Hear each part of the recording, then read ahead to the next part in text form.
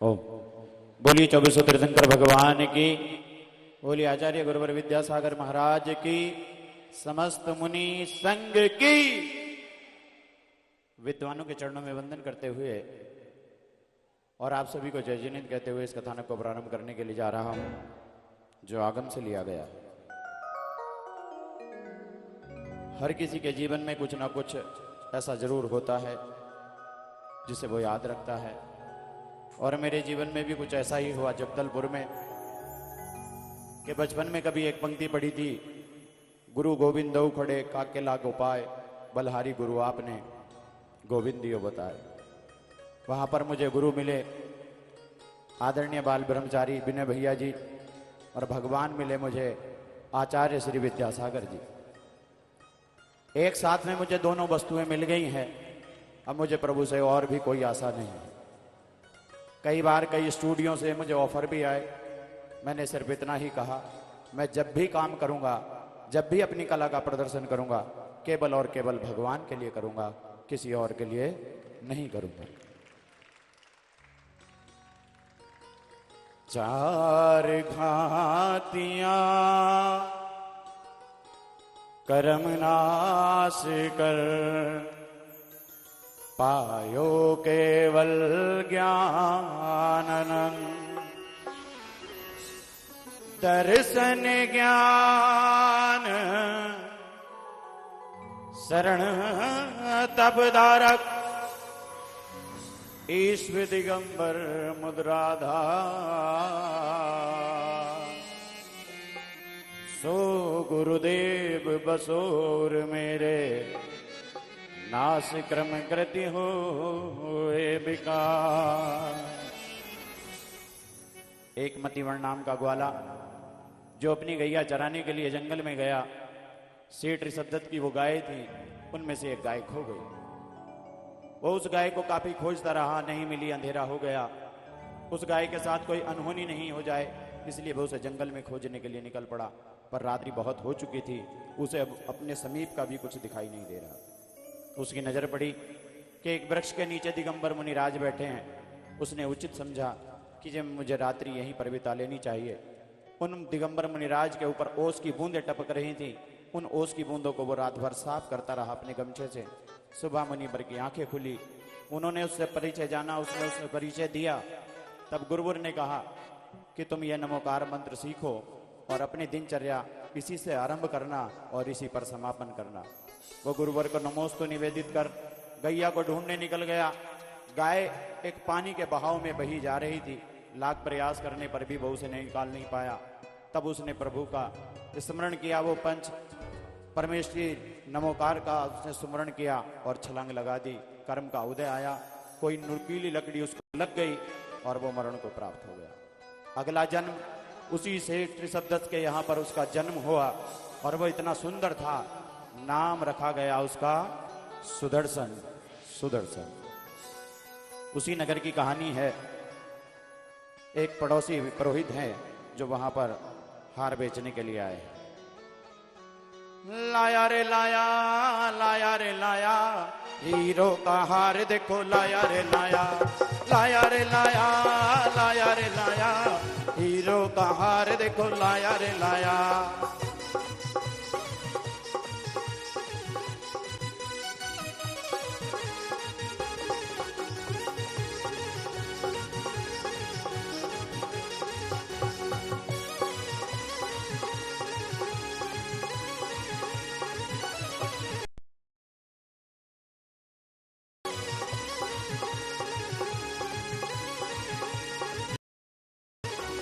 लाया रे लाया, लाया रे लाया, हीरो का हार देखो, लाया रे लाया, लाया रे लाया, लाया रे लाया, हीरो का हार देखो, लाया रे लाया। इधर से देखो, उधर से देखो, इसको चाहे जिधर से देखो, लाया रे लाया, लाया रे लाया, हीरो का हार देखो, लाया रे लाया, लाया रे लाया, लाया रे लाया, हीरो का हार देखो, लाया रे लाया। है कोई खरीदार? है कोई इसे खरीदने वाला? है कोई इतना धनाढ्य जो मैं यार 9 लाख का हार खरीद सके? बोलो। कौन खरीद सकता है इसे? है कोई खरीदार? है कोई खरीदार? लाओ 9 लाख स्वर्ण की मोहरें किसके पास हैं? मुझे बदले में दो और ये हार ले लो। किसके पास है 9 लाख स्वर्ण मुद्राएं? पहले दिखाओ और हार ले जाओ। 9 लाख का हार है ये मेरा, मैं इसे बेचने के लिए आया हूं। अरे कौन है? कौन चिल्ला रहा है? कौन शोर मचा रहा है? क्या बेच रहा है?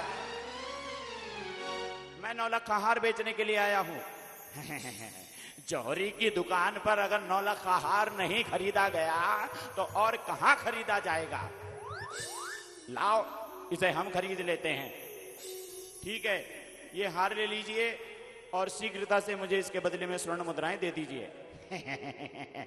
स्वर्ण मुद्राएं तो हम आपको तब देंगे, पहले इसे प्रयोगशाला में ले जाकर देखेंगे ये सच्चा है कि झूठा है। हाँ हाँ, देख लीजिए, सच्चा है ये, सच्चा। हाँ, लाओ, प्रयोगशाला में मैं रसायन में ले जाकर इसे देख लेता हूं। हाँ,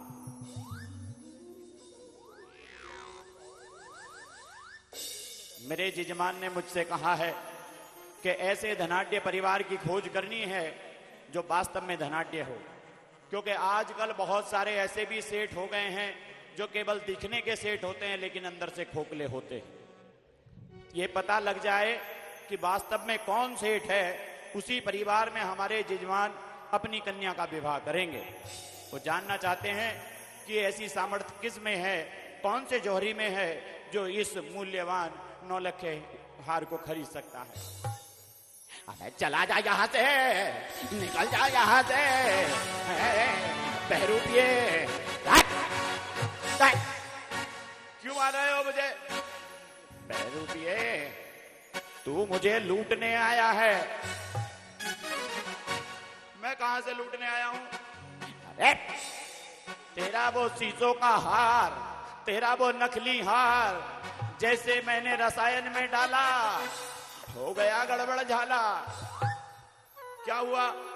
होना क्या था? शीशे पिघल गए और धागा धागा शेष बचा है। ये पकड़।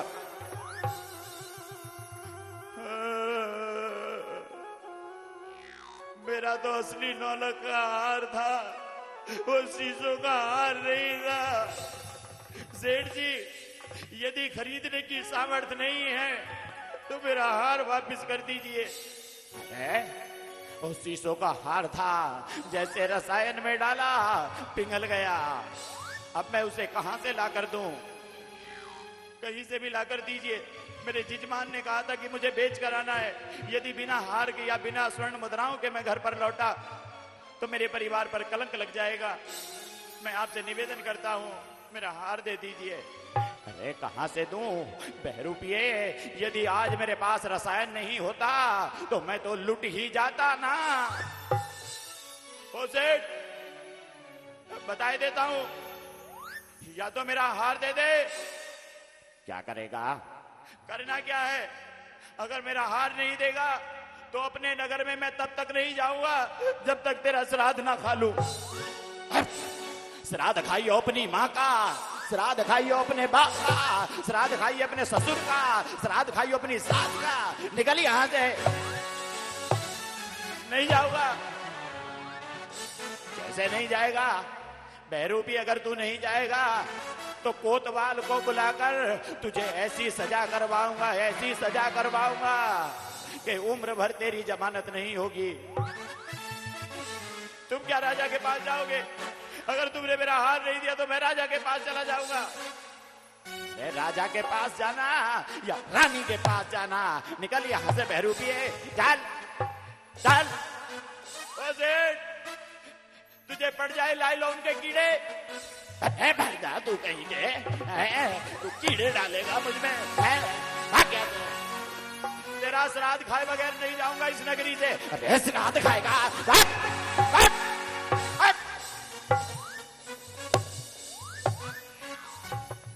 ऐसे 1-2 ग्राहक प्रतिदिन यदि मेरी दुकान पर आ जाए तो सेठ धन्नामल नहीं, धन धनामल हो जाएगा। सेठानी आज तो जल्दी दुकान बढ़ाकर घर आ रहा हो। हाँ, चलता हूँ सेठानी के पास।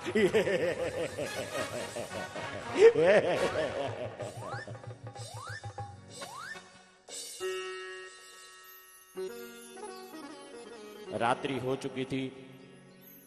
महाराज ने एक न्याय घंटा लटका कर रखा था कि किसी भी समय पर कोई न्याय मांगने के लिए आ सकता है। एक दिन रात्रि के समय ही वो घंटा टनटना उठा है। दुहाई हो, दुहाई हो महाराज, दुहाई हो, दुहाई हो, दुहाई हो महाराज, दुहाई हो। सावधान, होशियार, चंपापुर नरेश महाराज धात्रीवाहन पधार रहे हैं।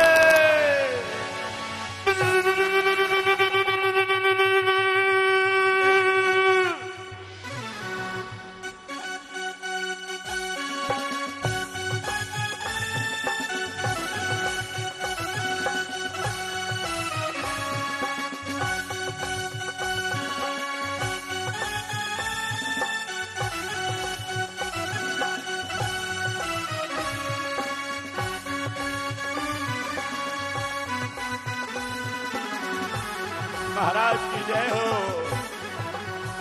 महाराज की जय हो, महाराज की जय हो, महाराज की जय हो। पुरोहित जी, आपको हमें प्रणाम करने की कोई आवश्यकता नहीं है। समाज के आप पूजनीय, वंदनीय हैं। हम ससम्मान आपको बारंबार प्रणाम करते हैं। कहिए, मैं किस प्रकार आपकी सहायता कर सकता हूं?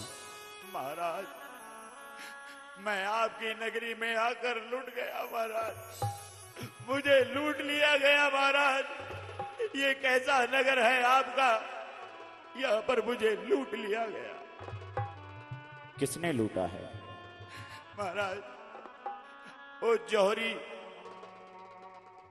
बाजार में नगर चौक की जो पहली दुकान है, वहां पर मुझे लूटा गया है।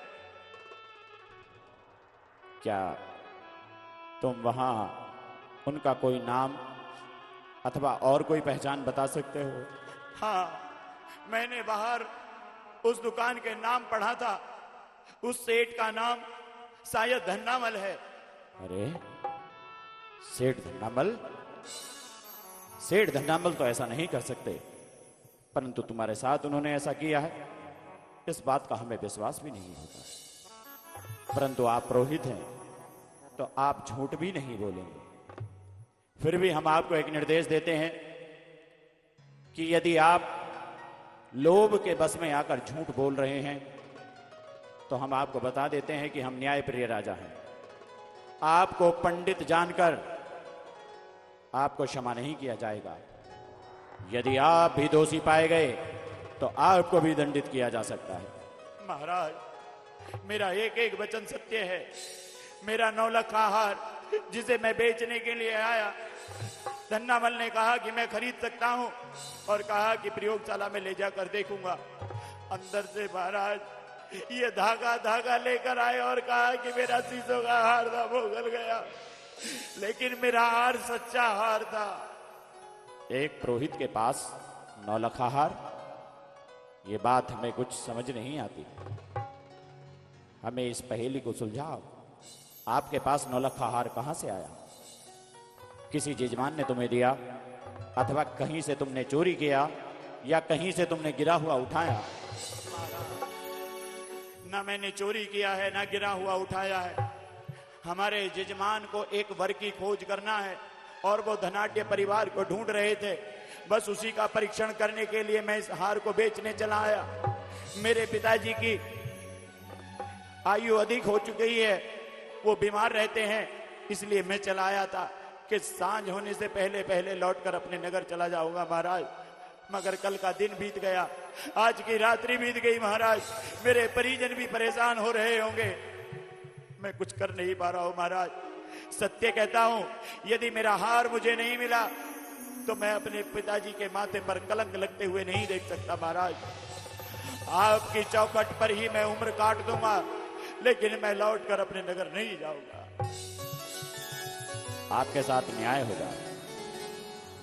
द्वारपाल, जी महाराज।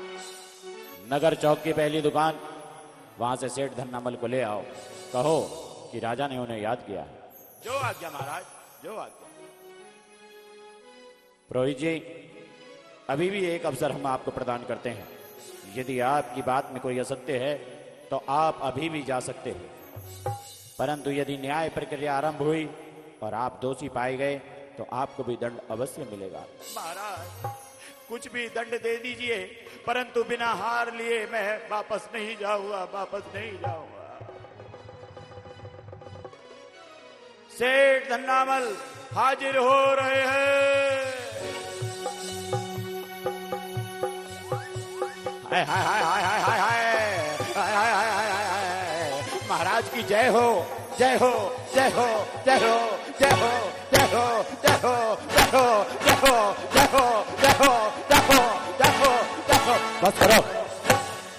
महाराज, हार बनवाना था, असली बनवानी थी, झुमके बनवाने थे, कुंडल बनवाने थे, पायल बनवानी थी, महारानी के कुंडल बनवाने थे। बोलो, अपने अपने मुकुट में हीरा जड़वाना था, क्या करवाना था? मुझे बता दिया होता तो मैं करके ले आता। चुप हो जाओ। अगर दुकानदार चुप हो जाएगा तो उसका ग्राहक चला जाएगा महाराज। ये आपकी दुकान नहीं है। लेकिन मैं तो दुकानदार हूं। सुनो, आपकी दुकान पर कोई पुरोहित आए। कैसी बातें करते हो महाराज? मैंने ऐसी कौन सी खता कर ली जो कथा करवाने के लिए पुरोहित को बुलवाऊं? कोई पुरोहित हार लेकर आए। महाराज, आज तक मैंने जीत जीत के दर्शन किए हैं, हार के दर्शन कभी किए ही नहीं। कभी नहीं किए? एक समय पर किए बस। कब? जब मेरा विवाह हुआ था, उसके बाद से अब तक कभी मैंने हार को नहीं देखा महाराज। कोई पुरोहित तुमने नहीं देखे? नहीं महाराज, मैंने किसी पुरोहित को नहीं देखा। अपने बाईं ओर देखो।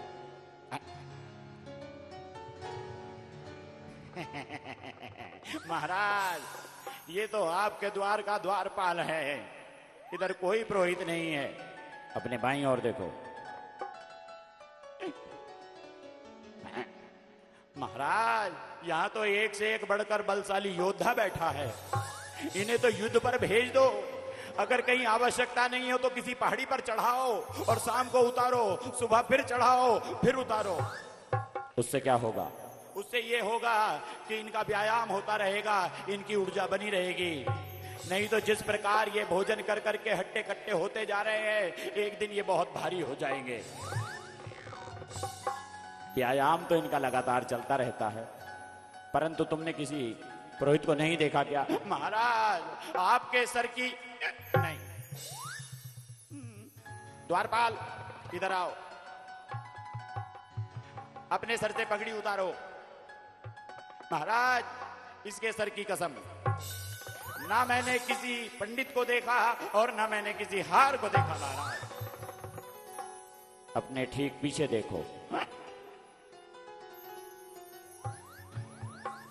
यही है महाराज, यही है महाराज, जी ने मेरा हार लिया है। अरे धनुष पंडित, तेरा हार मैंने कब लिया? चला जाए यहाँ से, बहरूपिये, निकल यहाँ से, निकल जा यहाँ से, चल यहाँ से। सेठ धन्नामल। जी महाराज। तुम इस पुरोहित को जानते हो? जानता नहीं हूं महाराज, लेकिन इतनी छोटी आयु में भला कोई पुरोहित कैसे हो सकता है? कहीं से लगता है ये बालक सा कोई ज्ञानवान पंडित नहीं हो सकता। ये अवश्य कोई बहरूपिया है जो हमारे नगर को लूटने आया है। जो प्रश्न हमने आपसे किया है उसका उत्तर दीजिए, उसके प्रत्युत्तर में प्रश्न खड़ा मत कीजिएगा। महाराज, सच कहता हूं, मैंने ना ही इस बहरूपिये को देखा और ना ही मैंने हार को देखा महाराज।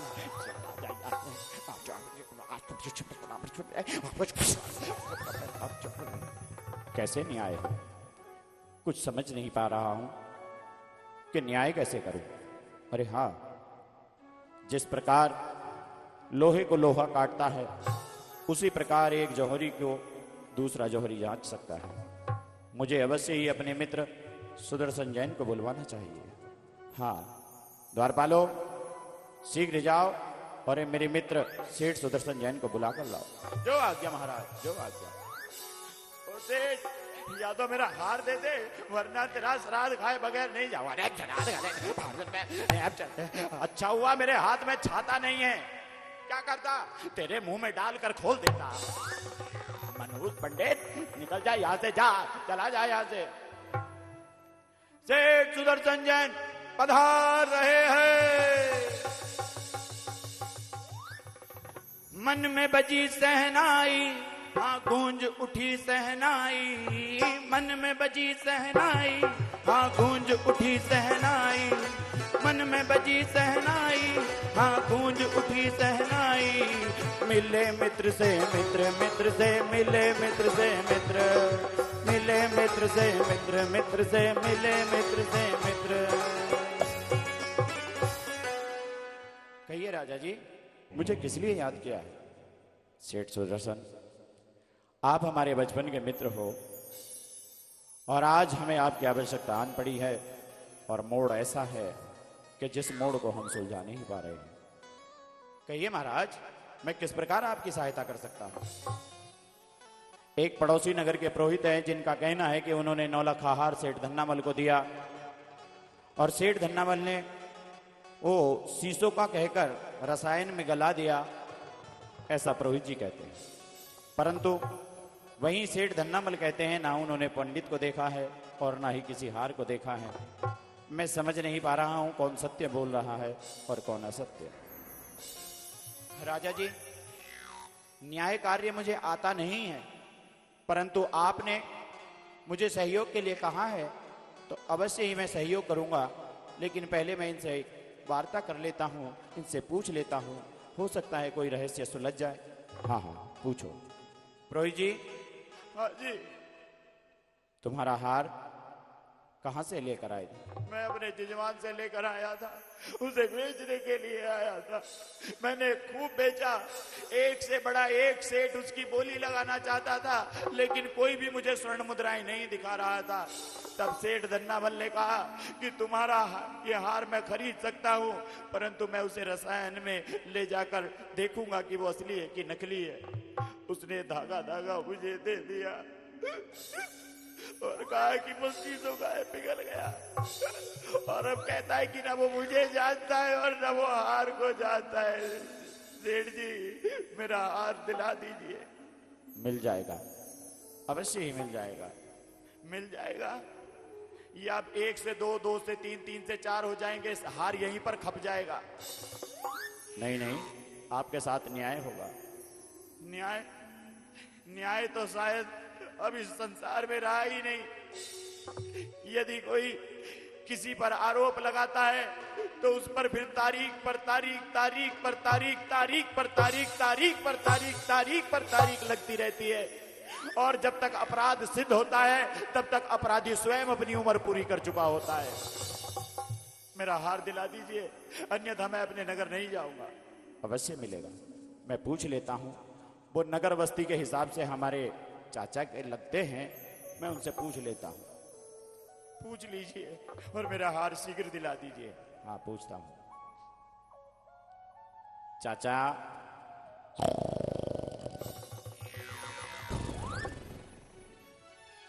चाचा,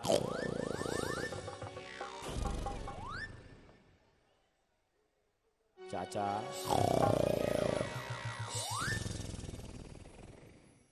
दुकानदारों के साथ ये बड़ी समस्या है। इन्हें प्रवचन में ले आओ या कहीं और ले आओ, जैसे ही इन्हें थोड़ा समय मिलता है बस इनको नींद आ जाती है।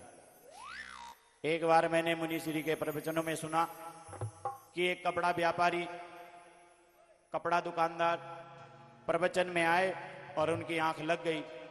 स्वप्न में कोई उनसे कपड़ा खरीदने के लिए आया तो उन्होंने 1 मीटर उसको दे भी दिया, लेकिन जब आंखें खुली तो बाजू वाले का कुर्ता साफ था।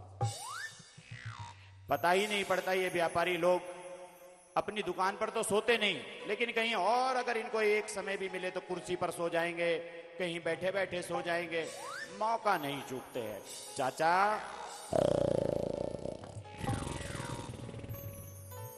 चाचा, चाचा, चाचा। अरे बेटा सुदर्शन, बेटा सुदर्शन, राजा तेरा मित्र है, मुझे यहाँ से लेके चल, मुझे लेके चल, मुझे लेके चल, मुझे लेके चल, मुझे लेके चल, मुझे लेके चल, मुझे लेके चल, लेके चल, मुझे लेके चल, मुझे लेके चल, मुझे लेके चल, मुझे। ठहरो, ठहरो चाचा। यदि आपने हार लिया है तो वो हार दे दो। अरे बेटा तू भी, तेरे सर की ना, मैं सच कहता हूँ, तेरी चाची के सर की कसम, न मैंने ये मनुष्य बहरूपिया देखा और न मैंने हार देखा। न्याय कैसे है? ये आप देखो। हाँ हाँ, हम ही देखेंगे न्याय कैसे होगा, आप क्यों चिंता कर। अरे बेटा मुझे यहाँ से लेकर चल, लेके चल बेटा। राजा जी, अभी मैं भी इस गुत्थी को सुलझा नहीं पा रहा हूं, मुझे भी कल मध्यांतर तक का समय चाहिए, तब तक इन दोनों को यहीं अतिथि भवन में रखना। अरे बेटे गड़बड़ हो जाएगी बेटा। चाचा, चिंता क्यों करते हो? 56 प्रकार का भोजन मिलेगा आपको राजा के यहाँ। अरे बेटा 56 क्या 58 प्रकार का भी भोजन मिले तो मैं नहीं करूंगा। क्यों? अरे वो इसलिए कि मेरा नियम टूट जाएगा बेटा। मतलब कैसा नियम टूट जाएगा? बेटा जब से विवाह हुआ है तब से लेकर अब तक मैं शाम का भोजन तेरी चाची के साथ ही करता हूं बेटा। चाचा, कैसे कैसे गंदे नियम लेते हो आप? ये नियम उबारने वाले नहीं हैं, ये डुबाने वाले हैं। एक दूसरे का जूठा कभी किसी को नहीं खाना चाहिए, इससे दोष लगता है, और ये नियम गंदा है, इसको छोड़ दीजिएगा। अरे बेटा ये नियम मैंने लिया थोड़ी है, और ये दिला दिया गया है। किसने दिलाया? जिस समय पर मेरा विवाह हुआ उस समय पर विवाह करने के लिए मैं गया, जैसे ही भंवरे पड़ी, भावर पड़ने के बाद मुझे और तेरी चाची को बुलाया गया, एक ही थाली में दोनों के लिए भोजन लगाया गया, उसमें से ही उसने खाया और उसमें से ही मैंने खाया। बस तभी से नियम ले लिया कि शाम का भोजन दोनों साथ में करेंगे। तो चाचा, जब चाची मैके चली जाती है तब कैसे करते हो? ये भी कोई बड़ी बात है। दोपहर को भोजन कर लेता हूँ, शाम का उपवास कर लेता हूँ। तो बस चाचा, ऐसा ही यहां पर करना है। अरे फंस गया। इसलिए तो सब लोग कहते हैं, सच कहते हैं कि ज्यादा नहीं बोलना चाहिए, जो ज्यादा बोलता है वो अपनी बातों में खुद ही फंस जाता है। हाँ राजा जी, अब इनसे कहिए इन दोनों को अतिथि भवन में रखा जाए। बेटा उसके साथ में नहीं रुकूंगा, रुकूंगा तो अलग भवन में रुकूंगा। हाँ ठीक है। द्वारपालों, इन दोनों की व्यवस्थाएं अलग अलग भवन में कर दी जाएं और कल मध्यांतर में यहां पर इनको उपस्थित किया जाए। तब तक इनके लिए किसी भी प्रकार की कोई कमी नहीं रहनी चाहिए। इन्हें भोजन चाहिए, भोजन दिया जाए, और जिस समय पर ये पेय पदार्थ मांगे इनको पेय पदार्थ दिया जाए। कभी भी कोई भी आवश्यकता हो, एक द्वारपाल वहीं पर रहना चाहिए। जो आज्ञा महाराज, जो आज्ञा। हाय हाय हाय, मार डाला पंडित तूने मुझे। हाँ लेकिन देखना, मिलना बाद में तो मिले। चला गया, बता रहा हूं, या तो हार लेकर जाऊंगा या तेरा श्राद्ध खाकर जा। अरे श्राद्ध खाइयो अपनी माँ का, श्राद्ध खाइयो अपनी सास का, श्राद्ध खाइयो अपने ससुर का। द्वारपालो, सेठ धन्नामल को लेकर जाओ। हाय हाय हाय हाय हाय हाय हाय हाय हाय हाय। सेठानी, आज की रात मैं घर नहीं आऊंगा, कोई ये खबर पहुंचवा दो। सेठ सुदर्शन, ये पड़ोसी नगर के पुरोहित हैं, अवश्य ही इनके साथ न्याय होना चाहिए, परंतु इनके न्याय के साथ साथ इस बात का भी ध्यान रहे कि सेठ जी के साथ भी अन्याय नहीं होना चाहिए। दंड केवल उसी ही मिलना चाहिए जो अपराधी हो। हाँ महाराज, ऐसा ही प्रयास करूंगा। जब तक पूर्ण रूप से जांच ना लूं तब तक मैं उसे अपराधी घोषित नहीं करूंगा। ठीक है, आओ, चलो छोड़ देता हूं मैं आपको अपने द्वार तक। पति चरणों में, पति चरणों में मेरे चारों धाम, पति चरणों में मेरे चारों धाम, पति चरणों में, पति चरणों में मेरे चारों धाम, पति चरणों में मेरे चारों धाम। राजा जी ने सौंपा मुझे बड़ो बड़ो काम, राजा जी ने सौंपा मुझे बड़ो बड़ो काम, राजा जी ने सौंपा मुझे बड़ो बड़ो काम, राजा जी ने सौंपा मुझे बड़ो बड़ो काम। प्रणाम करती हूँ प्राणनाथ। प्रणाम प्रणाम। मनोरमा, जब से आप मेरे घर में आई हो, मेरा घर मंदिर के समान लगता है। सच ही कहा है किसी ने कि घर की स्त्री का धर्मपरायण होना अति आवश्यक है। वो स्त्री चाहे तो घर को मंदिर बना सकती है और घर को चाहे तो वो बिगाड़ कर रख सकती है। वो तो बातें सब सही हैं, हमेशा इसी प्रकार तारीफ कर करके आप मेरा मन मोह लेते हैं। लेकिन इस बार बता देती हूँ, होली उत्सव आने को है और जब तक मुझे नए वस्त्र नहीं मिलेंगे तब तक मैं उत्सव में नहीं जाऊंगी। मनोरमा, अभी जो पूर्व में हम आपको वस्त्र दिलाए थे उन वस्त्रों का क्या हुआ? वो तो पुराने हो गए। अरे एक बार पहनकर कैसे पुराने हो गए? एक बार पहनकर ही पुराने हो जाते हैं। अगर उन्हें दोबारा पहनकर जाऊंगी तो सखी सहेलियां ना कहेंगी कि देखो ये तो वही आभूषण और वस्त्र पहनकर आ गई जो पिछले उत्सव में पहने थे। तुम महिलाओं का ये अच्छा रिवाज है, तुम एक बार जो वस्त्र पहनती हो वो तुम्हारे लिए पुराने हो जाते हैं। अरे हम पुरुषों से पूछो कि हमने विवाह में जो वस्त्र बनाए होते हैं, जब तक वो कहीं से कटफट नहीं जाए या जब तक हमारी तोंद निकलकर बाहर नहीं आ जाए, वो छोटे नहीं हो जाए, तब तक हम उन्हें पहनना बंद नहीं करते और वो तब तक पुराने भी नहीं होते। घर की कोई अलमारी देखो, कोई जगह देखो, हमें हर जगह पर तुम्हारे वस्त्र वस्त्र वस्त्र वस्त्र। कभी ये भी सोच लिया करो कि आपके पति के पास कितने वस्त्र हैं। हाँ, सारी बातें हम ही सोचें, आपको स्वयं पहनने आप स्वयं सोचें, हम अपने विषय पर सोचते हैं बस। हाँ, तुम्हें तो केवल वस्त्र और आभूषणों की पता रहता है। हम पुरुषों से पूछो हमें कितने काम होते हैं।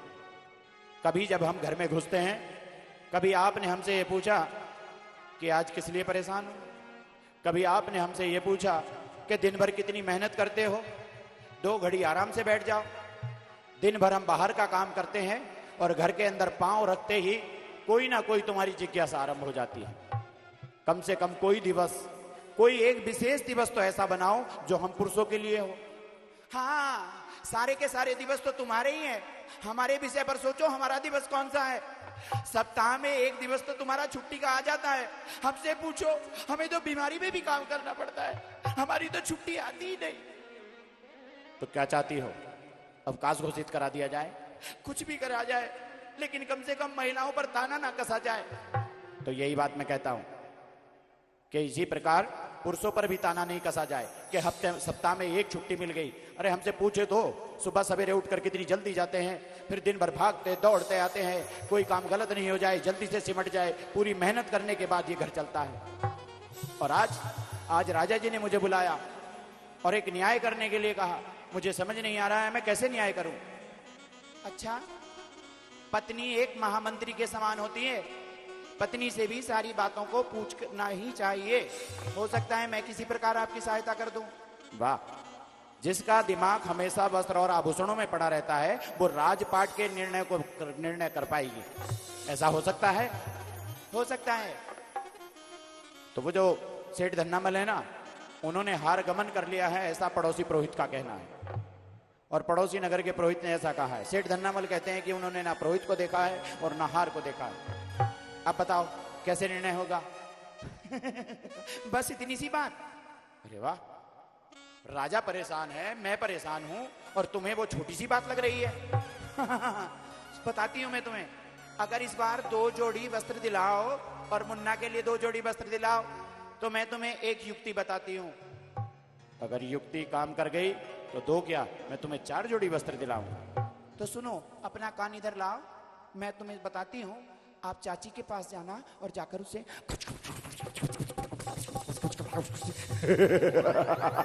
अरे ये तो मैंने सोचा ही नहीं। हाँ, अगर ये काम सिद्ध हो गया तो अवश्य ही तुम्हें 4 जोड़े वस्त्र दिलाऊंगा। हाँ, लेकिन काम सिद्ध हो जाए तो भूल ना जाना। अरे चिंता क्यों करती हो, भूलने की क्या बात है, अवश्य ही दिलाऊंगा। हाँ, चलता हूं मैं राजा जी के पास, जाता हूं मैं राजा जी के पास। सावधान हो जाओ, महाराजा धीराज धात्री वाहन पधार रहे हैं।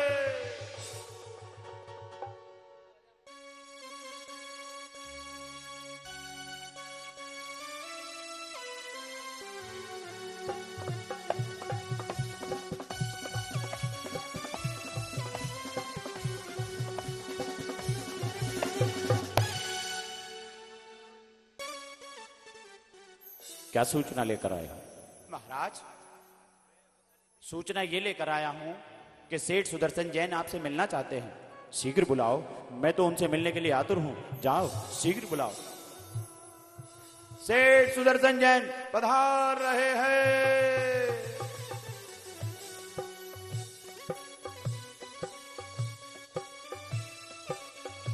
महाराज की जय हो। जय हो। सेठ सुदर्शन, क्या जिस निर्णय पर, विषय पर हमने कल आपको भार सौंपा था, उसे आप जांच कर पाए? हाँ महाराज, मैंने जांच कर लिया है। दोनों को बुलवाइए। द्वारपालों, जाओ सेठ धन्नामल और पुरोहित जी को लेकर आओ। जो आज्ञा महाराज। अरे मार डालूंगा, मार डालूंगा इसे। इसने रात भर मुझे सोने नहीं दिया। बहरूपिए, रात भर मुझे जगाता रहा तू। राजा जी की जय हो, महाराजा जी की जय हो, जय हो। सेठ धन्नामल, आप एक और खड़े हो जाइए। निर्णय हो जाएगा, आज आपको यहां से छोड़ दिया जाएगा। ठीक है महाराज, ठीक है। हाँ। पुरोहित जी, मैं आपसे जानना चाहता हूं कि आपके हार की कोई एक ऐसी विशेष निशानी जिसे केवल आप जानते हो, कोई और ना जानता हो। हाँ, निशानी है। क्या है? वो ये है, उस हार के पीछे ठीक बीचों बीच एक स्वास्तिक का इतना छोटा निशान है, जो केवल ध्यान से देखने पर ही दिखाई पड़ता है कि वो स्वास्तिक बना हुआ है। हाँ, अवश्य ही तुम्हारा हार तुम्हें मिल जाएगा। दे दो। मिल जाएगा। दे दो। मिल जाएगा। दे दो। मिल जाएगा। दे दो। एक और खड़े हो जाइए, मिल जाएगा। हाँ ठीक है, हार तो मिल गया है, लेकिन अभी 3 बड़े सेठों के बीच में फंसा हुआ है। देखें कि मिलेगा कि नहीं मिलेगा। चाचा,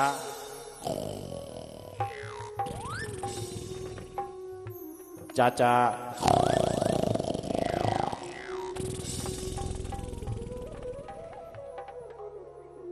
चाचा,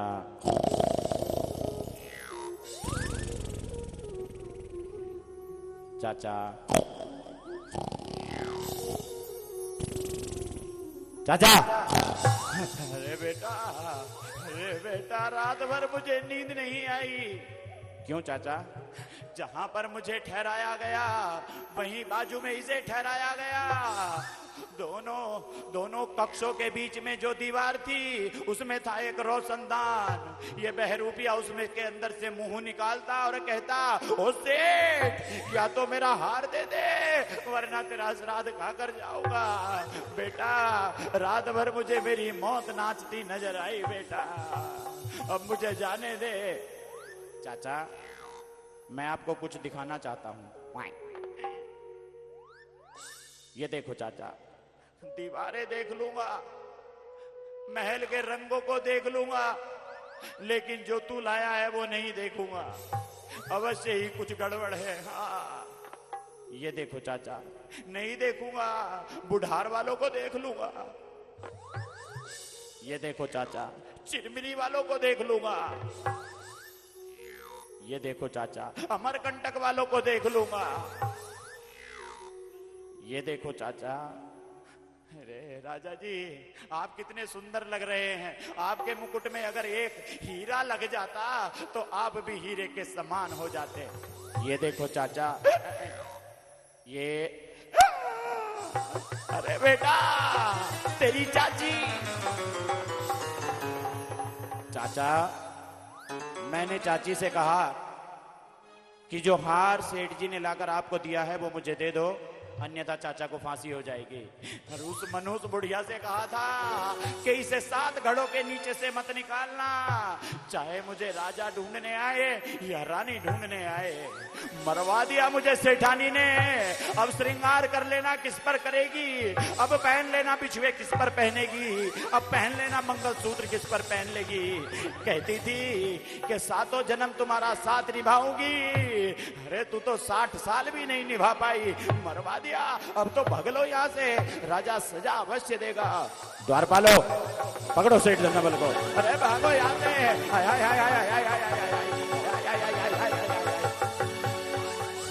नहीं जाऊंगा, नहीं जाऊंगा, नहीं जाऊंगा, नहीं जाऊंगा। सेठ धन्नाबल, आपने अपराध किया और ये बात पड़ोसी नगर तक जाएगी तो लोग कहेंगे कि राजा का शासन शासन नहीं है। इसलिए हम आपको सुधरते हुए कि आप जीवन में सुधरने का प्रयास करें, इसलिए केवल आपको 2 वर्ष की कारावास देते हैं। 2 वर्ष में तो दुकान का सत्यानाश हो जाएगा, कुछ कम कर दो। 3 वर्ष। ये कौन से विद्यालय में पढ़ गया राजा, कम करने के लिए कहा है और बढ़ा दिया। हो सकता है किसी उल्टे विद्यालय में पढ़ा हो, किसी उल्टे प्राचार्य ने पढ़ाया हो। पूछ लेता हूं, कुछ कम कर दो, कुछ बढ़ा दो। राजा जी कुछ बढ़ा दो। 4 वर्ष। अरे राजा जी कुछ कम कर दो। 5 वर्ष। बस राजा जी, और कम मत करना, आगे तो उतना जीवन भी नहीं बचा जितनी आपने सजा बोल दी। द्वारपालो, जाओ इन्हें ले जाकर कारावास में बंद कर दो। बाहर डाला बहरूपिए, जिस दिन मैं छूट कर वापस आऊंगा अवश्य तुझसे बदला लूंगा, अवश्य तुझसे बदला लूंगा। हाँ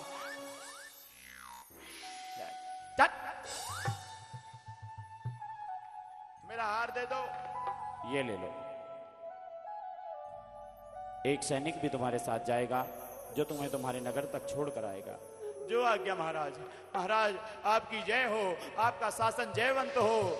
धन्य है सुदर्शन, धन्य है सुदर्शन।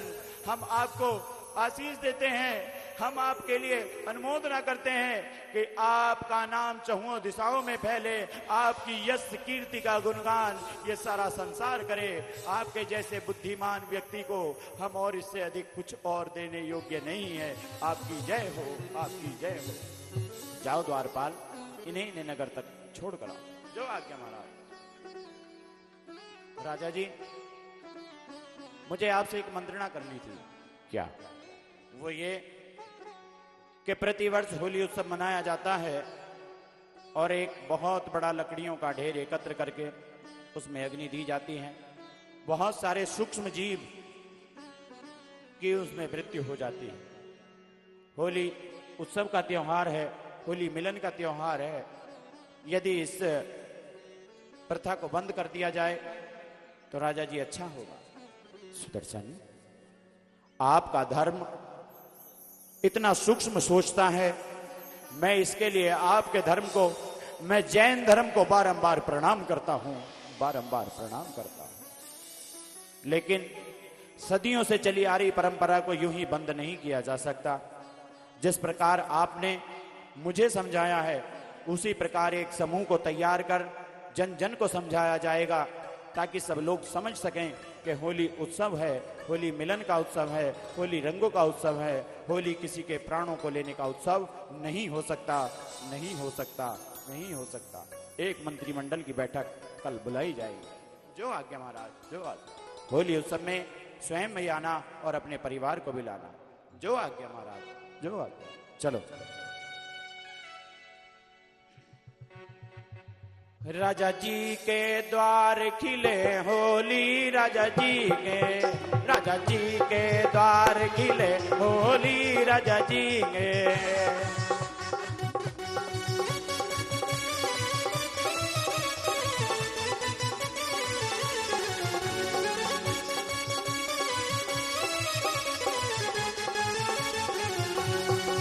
राजा जी के द्वार खिले होली, राजा जी के, और राजा जी के द्वार खिले होली, राजा जी के। अब के तो राजा हम पे कंगन नहीं है, अब के तो राजा हम पे ओए ओए ओए, अब के तो राजा हम पे कंगन नहीं है, कंगन बिना ना खेल होली, राजा जी के, राजा जी के द्वार खिले होली, राजा जी के।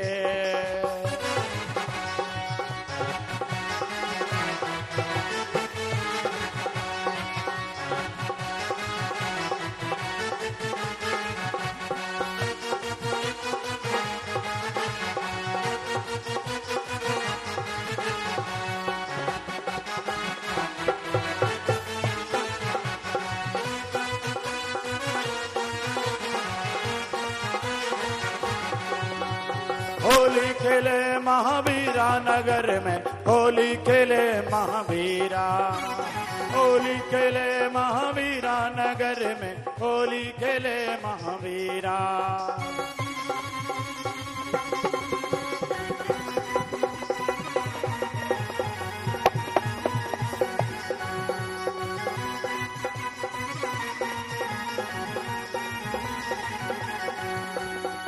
हिल मिलिया में नर और नारी, हिल मिलिया में नर और नारी, लाए खुशियाँ मनाए, होली आए हर साल नगर में, होली खेले महावीरा, होली खेले महावीरा नगर में, होली खेले महावीरा।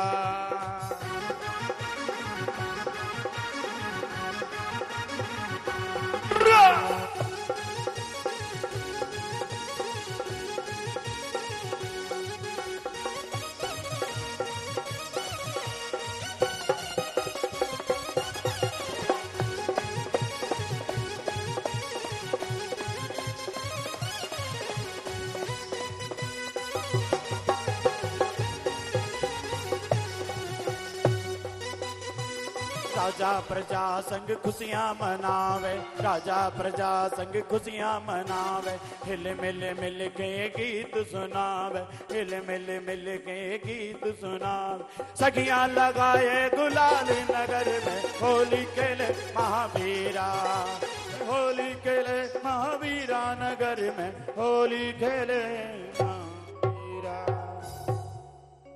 प्रजाजनों, होली उत्सव मिलन का उत्सव है और प्रत्येक उत्सव पर हम आपको कुछ ना कुछ देते आए हैं। इस समय भी हम आपको हृदय से हार्दिक शुभकामनाएं देते हैं। राजा जी कुछ ज्यादा दे देना।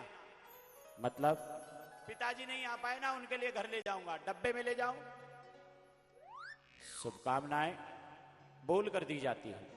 राजा जी कुछ ऐसा सामान दे दो जो घर तक जा सके। महारानी, हमने कहा था आपसे हम प्रत्येक वर्ष अपनी प्रजा को कोई ना कोई उपहार देते हैं, परंतु आपके बार बार कहने पर हमने ये सब कर दिया कि जो भी इस समय का कोष हमको इन पर खर्च करना था उस सब के आपने आभूषण बना लिए। अब मैं इनसे क्या कहूं? केवल इतना कहो, घोषणा कर दो। घोषणा करने के बाद देना भी तो होता है। अरे ये प्रजा है, ये बावली है, केवल घोषणाओं से खुश हो जाती है। राजा घोषणा करते रहते हैं और प्रजा शोर मचाती रहती है। बस घोषणाएं कर दो। क्या करो? कह दो कि एक एक कंबल वितरित होगा। ठीक है। प्रजाजनों, इस होली उत्सव पर प्रत्येक व्यक्ति को एक एक कंबल दिया जाएगा। राजा जी, और बच्चों के लिए? महारानी, बच्चों के लिए बोल दो, एक कंबल के 4 टुकड़े कर देंगे, चौथा टुकड़ा उसको दे दिया जाएगा। ये ठीक नहीं है। अगर टुकड़े बच गए तो महलों में पांव पूंछने के काम आएंगे। बड़ी चतुर महारानी है ये। जरूर प्रजाजनों, आपके बच्चों को भी कंबल दिए जाएंगे। और राजा जी गद्दे? महारानी वो तो गद्दे भी मांग रहे हैं। बोल दो अगली होली पर उनको गद्दे मिल जाएंगे। प्रजाजनों, अगली होली पर आपको गद्दे दे दिए जाएंगे। राजा जी इस होली पर कंबल दोगे, अगली होली पर गद्दे, तो जब तक गद्दे मिलेंगे तब तक कंबल फट जाएंगे। महारानी क्या करें? हटो पीछे, आपने प्रजा को मुंह लगा रखा है, मैं बातें करती हूं। प्रजाजनों, हमने आपको घोषणा की है कि एक एक कंबल दिया जाएगा, तो इसलिए जाओ, आपको एक एक कंबल मिल जाएगा अगले महीने। अगले महीने? इस महीने नहीं, इस महीने नहीं मिलेगा। अरे इस महीने ने मिल जाता तो ठीक था। इस महीने नहीं मिलेगा। और फिर गर्मी आ रही है, आप कंबल क्यों बांट रही हो? फिर बाद में सर्दियां आएंगी तो आपके घुटने मुड़ जाएंगे, इसलिए कंबल ले लो। महारानी ऐसा करो, आपके कानों में जो ये सोना लगा हुआ है, अपने कान का एक सोना दे दो, हम सभी लोग मिल बांट कर अपने परिवार में रख लेंगे। निकलो यहां से, अब तुम्हें कंबल भी नहीं दिए जाएंगे। ये राजा हैं जिन्होंने सारी प्रजा को अपने मुंह लगा रखा है। मैं रानी गजवाइनी हूं, मैं देखती हूं कि यहां पर ऐसे फिजूल खर्च कैसे होते हैं। जाओ। जय हो, आपकी जय हो, जय हो, जय हो, महारानी की जय हो। महारानी इनसे मिलो, ये हमारे मित्र सुदर्शन हैं और ये उनकी पत्नी मनोरमा और ये उनका पुत्र है। अच्छा, जय जिनेंद्र। पुत्र जय जिनेंद्र करो। जय जिनेंद्र। पैर छूकर प्रणाम करो रानी के। जय जिनेंद्र। जय जिनेंद्र। कितना सुंदर बच्चा है। आओ सुदर्शन, हम नगर भ्रमण की ओर चलते हैं, देखते हैं कि नगर में किस प्रकार उत्सव मनाया जा रहा है। तब तक दो महारानी और सेठानी आपस में बातें करती रहेंगी, तब तक हम लौट कर आ जाएंगे। चलिए राजा जी। मनोरमा, आपके घर में और कौन कौन है? रानी जी, मेरे घर में बड़े सेठ जी हैं और सेठानी जी हैं, मेरा पुत्र है, मेरे पति हैं। बड़े आराम से जीवन बीत रहा है। प्रभु से यही कामना करती हूँ कि जिस विधि इस समय रखा है यही विधि बनी रहे, यही विधि बनी रहे। मनोरमा, कभी हमारे यहाँ भोजन पर आना, अपने पति को लाना, अपने पुत्र को लाना।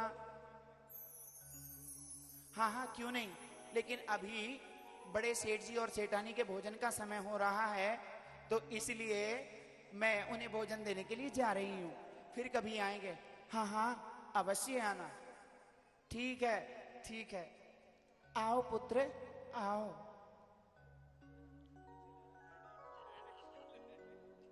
सुदर्शन, सुदर्शन के घर में उसकी पत्नी भी है, सुदर्शन के घर में उसका पुत्र भी है। गजरत महोत्सव में जब सुदर्शन हाथी पर बैठकर अपने भगवान को लिए जा रहा था, तब मैंने दासी से पूछा कि ये सुंदर युवक कौन है। तब उसने मुझसे केवल इतना ही कहा कि ये नपुंसक है। यदि ये नपुंसक है तो इसके घर में स्त्री कैसे हो सकती है, और अगर वो नपुंसक है तो स्त्री होने के उपरांत उसको पुत्र कैसे हो सकता है। झूठ कहा था उसने मुझसे। ऐसा सुंदर सुदर्शन मेरा राजा होना चाहिए। वो मेरा राजा बूढ़ा लगता है, मैं रानी गजवाइनी हाथी पर बैठकर चलने वाली, और वो मेरा राजा मेरे समान सुंदर है ही नहीं। मुझे किसी भी विधि से उसको अपना राजा बनाना होगा, अपना राजा बनाना होगा। द्वारपालो,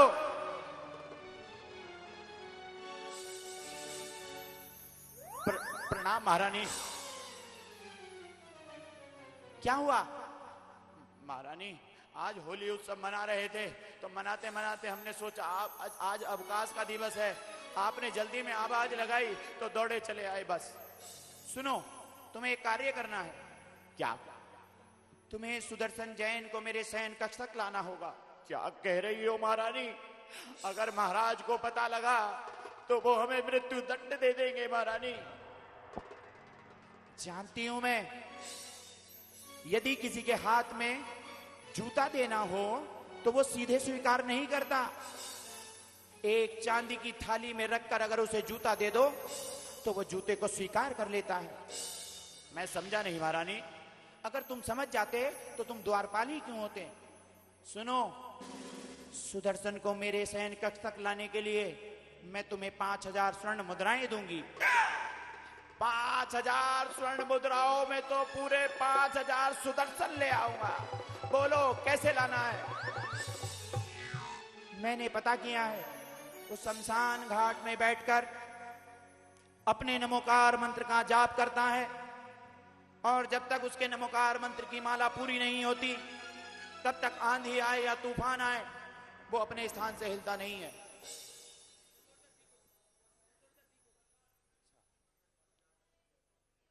समझ गए या नहीं समझे? समझ तो गए, लेकिन ये विशेष दिवस होगा कब? या प्रतिदिन वो ऐसा करता है? मैंने इतना पता किया है कि वो विशेष दिन चतुर्दशी को होता है। उस दिन वो अपनी मालाएं पूर्ण किए बगैर उठता नहीं है। तो ठीक है, चतुर्दशी के दिवस में हम उसे ले आएंगे। अगर द्वारपालों ने रोक लिया द्वार पर तो? सुनो, मेरे पास पहुंचने तक 7 द्वार पड़ते हैं।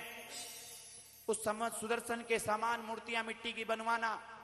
जैसे ही द्वारपाल रोक के तोड़ देना और कहना कि महारानी ने वास्तु के लिए इस मूर्ति को मंगवाया था, बिना टोके उनके शयन कक्ष तक पहुंचनी थी। प्रत्येक द्वार पर ऐसा करते रहना, द्वारपाल डर जाएंगे और अंतिम दिवस तुम सुदर्शन को ले आना। ठीक है महारानी, ये काम तो हम अवश्य कर देंगे। हाँ चलो रे चलो, जल्दी चलो। हाँ सुदर्शन, तुम्हें मेरा होना होगा सुदर्शन। तुम्हें मेरा राजा बनना होगा सुदर्शन। राजा बनना होगा, राजा बनना होगा। तुम्हें मेरा होना ही होगा सुदर्शन। नमो अरिहंताणं, नमो सिद्धाणं, नमो आयर्याणं, नमो वज्रायाणं, नमो लोहे सव्यसाहुणम्।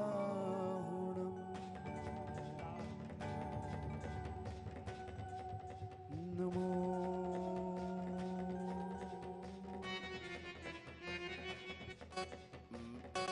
महारानी, महारानी जी, हम सुदर्शन जैन को ले आए और अभी तक उनकी आंखें नहीं खुली हैं। ये लो अपना उपहार, ये लो। महारानी, और किसी को भी लाना हो तो बता देना। निकलो यहां से और बाहर जाते हुए दरवाजों को बाहर से बंद करते हुए चले जाना। ठीक है, ठीक है। और किसी से भी इस विषय वस्तु पर बातें नहीं करना। हाँ महारानी, हाँ महारानी, हम तो भूल गए, सब भूल गए, सब भूल गए। चलो रे चलो, चलो चलो चलो। सुदर्शन, आंखें खोल कर देखो सुदर्शन। ये सारा श्रृंगार मैंने तुम्हारे लिए किया है। हे जोगी, आंखें खोल कर देखो मुझे जोगी। जोगी, हे जोगी, जोगी, हे जोगी। जोगी आंखें खोल कर श्रृंगार मेरा देख ले, श्रृंगार मेरा देख ले। पूनम वाली चंदा की हो रात आ गई, जोगी तुझको लेने आज जोगन आ गई। ओ जोगी रे, जोगी रे, ओ जोगी रे, जोगी रे, ओ जोगी रे, जोगी रे, ओ जोगी रे, जोगी रे।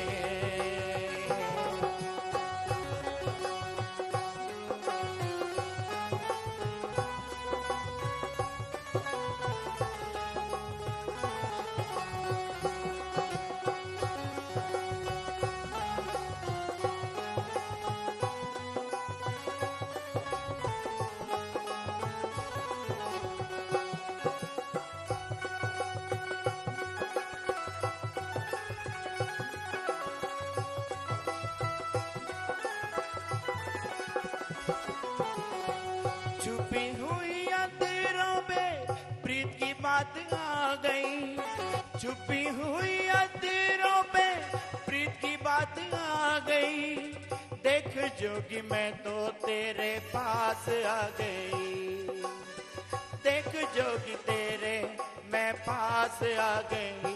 ओ जोगी रे, जोगी रे, ओ जोगी रे, जोगी रे, ओ जोगी रे, जोगी रे, ओ जोगी रे, जोगी रे, ओ जोगी रे, जोगी रे, ओ जोगी रे, जोगी रे, ओ जोगी रे, ओ जोगी रे, ओ जोगी रे, ओ जोगी रे,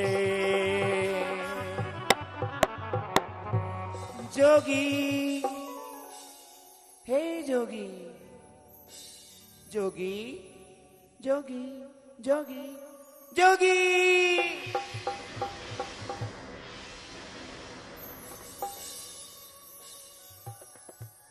ये मैं कहां पर आ गया? मैं तो शमशान घाट में बैठकर नमोकार मंत्र की माला का जाप कर रहा था, और यहां मेरी माला पूर्ण हुई और मेरी आंखें खुली तो वो किसी महल में, और ये महल तो मैंने कभी पहले देखा ही नहीं। आखिर किसका महल है? किस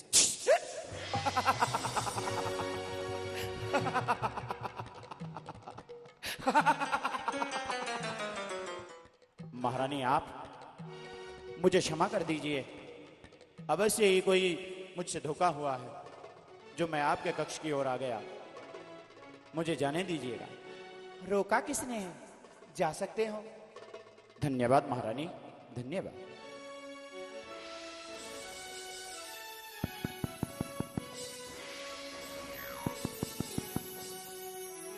महारानी, महारानी, क्या है? वो दरवाजा तो खुलता ही नहीं। सुदर्शन, जो दरवाजे बाहर से बंद हो वो अंदर से नहीं खुलते। मैं कुछ समझा नहीं। समझाती हूं। यहां तुम आए नहीं हो, तुम्हें लाया गया है। क्या मतलब? हाँ सुदर्शन, पूर्व के गजरथ में मैंने तुम्हें हाथी पर बैठे हुए देखा। उस समय तुम अपने भगवान को लिए जा रहे थे, तभी से आपकी छवि मेरी आंखों में छा गई।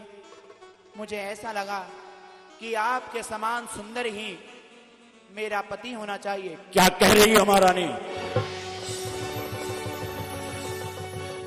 एक भारतीय स्त्री को ऐसे शब्द शोभा नहीं देते। यह हमारी मूल संस्कृति नहीं है। आप संस्कृति से भटक रही हो। मैं आपसे निवेदन करता हूं, कल सुबह का सूर्य आपके माथे पर कलंक लगाए, कल सुबह का सूर्य मेरे माथे पर कलंक लगाए, उससे पहले मुझे यहां से जाने दीजिएगा। वाह,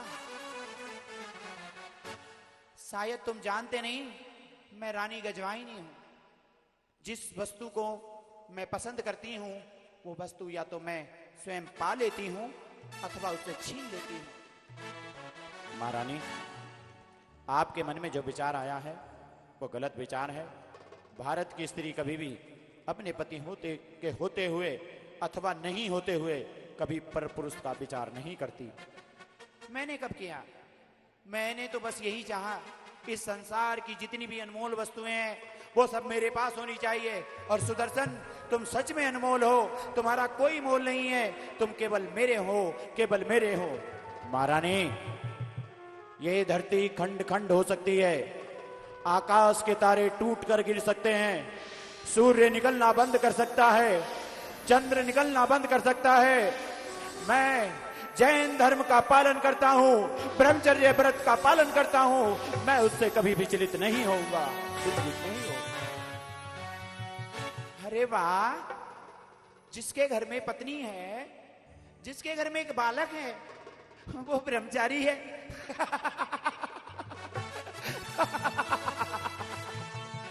सुदर्शन, प्रवचन सुनना हो तो अवश्य ही आपके सुनना चाहिए।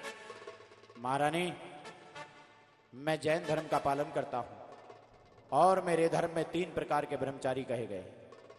3 प्रकार के?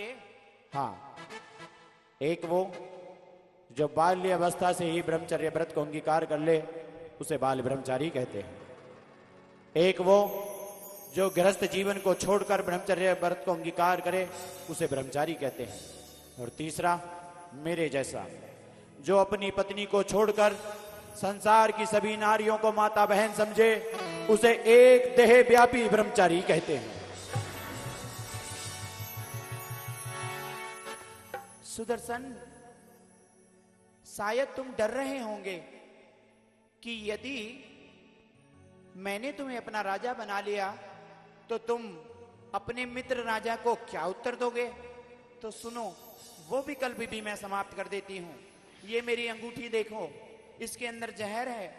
वो जहर मैं दूध में मिलाकर अपने पति को दे दूंगी। पति समाप्त और समस्या समाप्त। महारानी, ये भूभूमि है जहां की महिलाएं अपने पति की दीर्घ आयु के लिए उपवास करती हैं और यही भावना भाती हैं कि पति का जीवन रहते रहते उनकी श्वास चली जाए, उनके पति की आयु इतनी हो कि जितनी आयु उनकी है उससे अधिक उनके पति की आयु हो। और आप स्वयं भी अपने पति की मृत्यु कर देना चाहती हो। धिक्कार है तुम्हें। सुदर्शन, शायद तुमने जाना नहीं, एक होती है बालहट, एक होती है राजहट और एक होती है तिरियाहट। बालक को कोई दूसरा खिलौना देकर समझाया जा सकता है, राजा को उसकी बात मानकर कुछ और समझाया जा सकता है, लेकिन तिरिया जब हट कर बैठती है तो देवताओं को भी उसके आगे झुकना पड़ता है। उसी प्रकार तुम्हें मुझे अपनाना होगा, तुम्हें मुझे अपनी रानी बनाना होगा। नहीं महारानी, मैं ऐसा नहीं करूंगा। तुम्हें ऐसा करना होगा, तुम्हें ऐसा करना होगा। आओ सुदर्शन, मेरे हो जाओ। नहीं महारानी। आओ सुदर्शन, मेरे हो जाओ। नहीं महारानी। आओ सुदर्शन, मेरे हो जाओ। नहीं महारानी, नहीं महारानी। आओ, आओ सुदर्शन। नहीं महारानी। आओ सुदर्शन, आओ, मेरे हो जाओ, मेरे हो जाओ। नहीं महारानी, नहीं महारानी।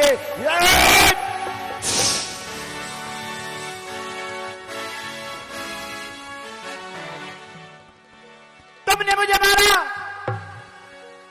एक रानी गजवाहिनी को मारा तुमने सुदर्शन। तुमने अपनी मौत को दावत दे दी है। अभी भी मैं तुम्हें अवसर देती हूं, या तो तुम मेरे राजा बन जाओ, अन्यथा मैं तुम्हें मरवा डालूंगी।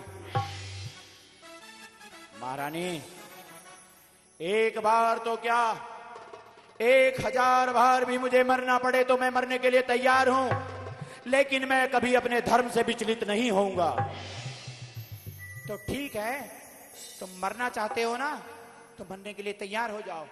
महारानी, अभी भी कहता हूं, यह समय है, मान जाइए।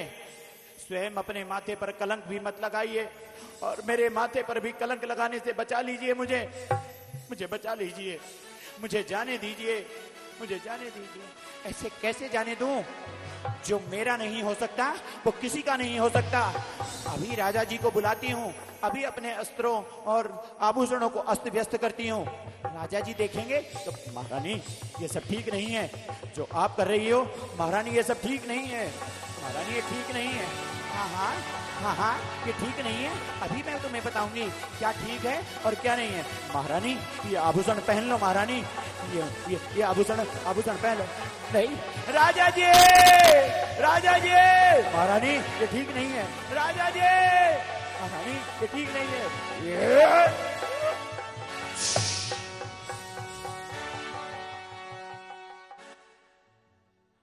महारानी, आखिर क्या हुआ तुम्हें? हाय राजा जी, पता नहीं कौन अंधेरे में चला आया। आज तो मैं लुट जाती, बर्बाद हो जाती। राजा जी, राजा जी। ऐसा कौन सा दस्यु है जो इतना कड़ा पहरा होने के बाद भी मेरे महल की ओर घुसा चला आया, जिसने अपनी मौत की भी परवाह नहीं? कौन है तू? सुदर्शन, क्या ये मेरी आंखों का धोखा है? मुझे विश्वास नहीं हो रहा है कि सुदर्शन आप यहां पर। राजा जी, मैं आया नहीं हूं, मुझे लाया गया है। कौन लेकर आया तुम्हें? कौन लेकर आया? राजा जी, मैं शमशान घाट में बैठकर अपने नमोकार की माला जप रहा था। उस समय मुझे पता नहीं लगा कौन मुझे इस शयन कक्ष तक ले आया। अवश्य ही आपकी रानी ने मुझे यहाँ उठवा कर मंगवाया होगा। महारानी, हाय राजा जी, मैं ऐसा क्यों करने लगी? हाय राजा जी, यही मुझे कह रहा था कि वो मुझे अपनी रानी बनाना चाहता है। सुदर्शन, तुम्हारे जैसे मित्रों की वजह से ही आज लोगों ने मित्र बनाना बंद कर दिया है। तुम्हारे जैसे लोगों की वजह से ही लोगों ने आज अपने घरों की दीवारों को ऊंचा कर लिया है। आज लोग मित्र बनाना बिल्कुल पसंद नहीं करते, केवल और केवल तुम्हारे जैसे लोगों की वजह से। राजा जी, महारानी का यह प्रयोजन है। उसने कहा कि आप मेरे समान सुंदर नहीं हो। उसने कहा कि वो मुझे अपना राजा बनाना चाहती है और उसकी अंगूठी में जहर है। वो उस जहर को दूध में मिलाकर आपको पिलाकर मार देना चाहती है। महारानी, तुमने ऐसा कहा तुमने महारानी? हाय राजा जी, मैं पतिव्रता नार, हे अंबर गिर जा, हे धरती फट जा, फट जा, फट जा, फट जा, फट जा, फट जा। ठहरो महारानी, तुम्हें मरने की आवश्यकता नहीं है। अगर मरेगा तो ये सुदर्शन मरेगा, जिसने मेरे विश्वास को विश्वासघात किया है। सैनिकों, बेड़ियों से जकड़ लो इस सुदर्शन को और इस जमाने को दिखाओ, इस दुनिया को दिखाओ, जो मित्र के साथ विश्वास करता है उसकी सजा क्या होती है। राजा जी, मेरी किसी एक बात पर तो आप विश्वास कर लीजिए।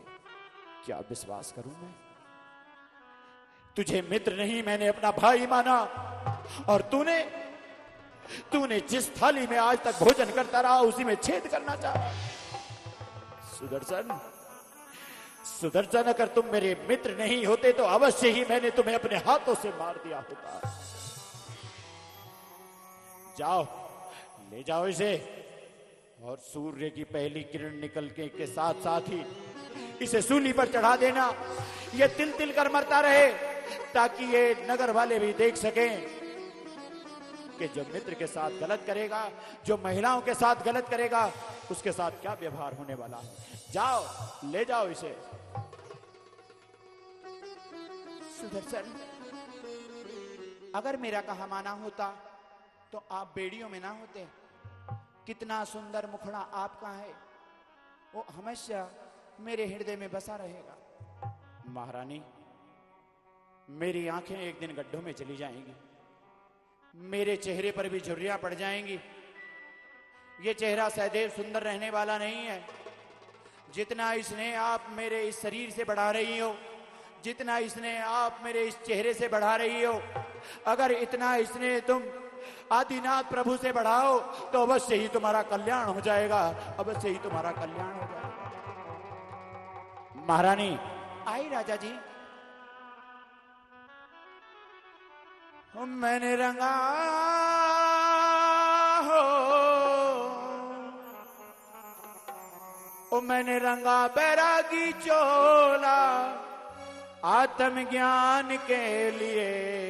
मेरा जैन धर्म अनमोला संसार के लिए, मेरा जैन धर्म अनमोला संसार के लिए। हो हो हो हो हो हो हो हाँ।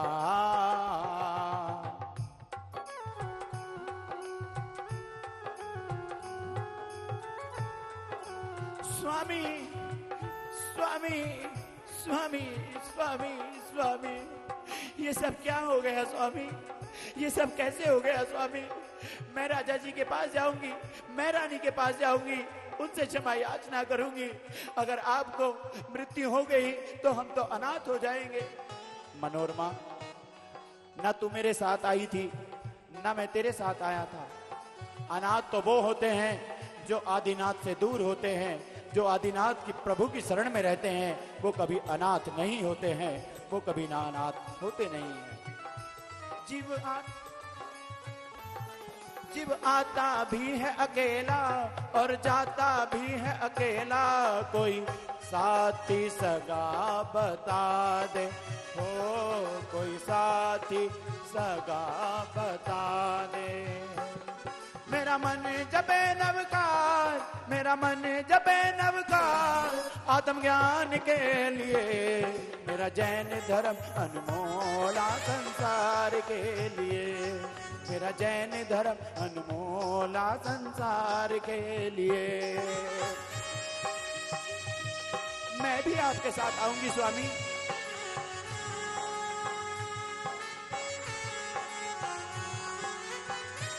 राज के चंडाल, हम एक दोषी को लेकर आए हैं। सूर्य की पहली किरण निकलने से पहले उसे मृत्यु दंड दिया जाना है, उसे सूली पर चढ़ाया जाना है। जो आज्ञा।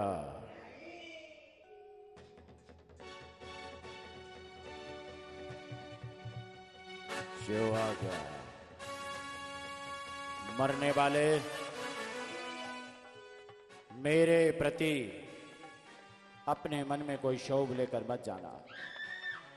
जो अपराध आपने किया है उसकी सजा तुम्हें मिल रही है। बोलो, मृत्यु को छोड़कर यदि कोई तुम्हारी जिज्ञासा है तो उसे मैं पूरी कर सकता हूं। भोजन करना चाहते हो? नहीं, मैं जैन धर्म का पालन करता हूं और मेरे जैन धर्म में कोई भी व्यक्ति रात्रि भोजन नहीं करता है। ओ, जल पीना चाहते हो? जब तक सुबह सूर्य की किरण नहीं निकल जाए, मुझे प्रभु के दर्शन नहीं हो जाए, तब तक मैं जल भी ग्रहण नहीं करता हूं। अरे वाह, ऐसा भद्र पुरुष कोई अपराध नहीं कर सकता, परंतु अवश्य ही तुमने कोई कर्म किया है या नहीं किया है, मैं उसका निर्णय नहीं कर सकता। यदि और कोई आपकी अभिलाषा हो तो बोलो, सूर्य किरण निकलने से पहले। हाँ है, मैं मनोरमा को एक कहानी सुनाना चाहता हूं। सूर्य की पहली किरण निकलने से पहले वो समाप्त हो जानी चाहिए।